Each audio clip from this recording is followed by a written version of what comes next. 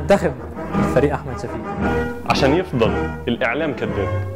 عشان ايد المخبر وحشام. عشان السجون تتفتح تاني. عشان نصدر الغاز لاسرائيل.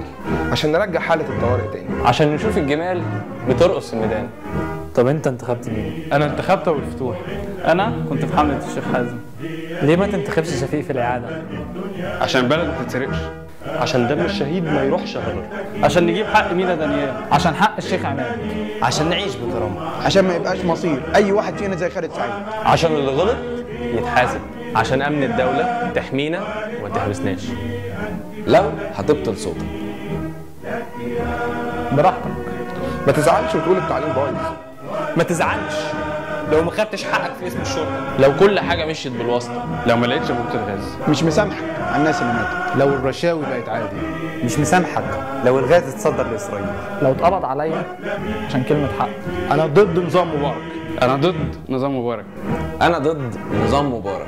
انا ضد احمد شفيق. انا ضد احمد شفيق. رغم اختلافنا السياسي.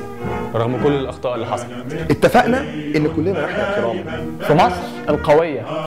بواحد مننا. بمشروع الله. لازم يكون لك دور. كلم كل الناس اللي حواليك. كلم قرايبك في البلد. كلم جيرانك. لو اتنين بيتكلموا في الشارع نط في الحوار ووعيهم. ابعت مسج كل تعرفه. كلم كل معارفك. صوتي لمحمد مرسي.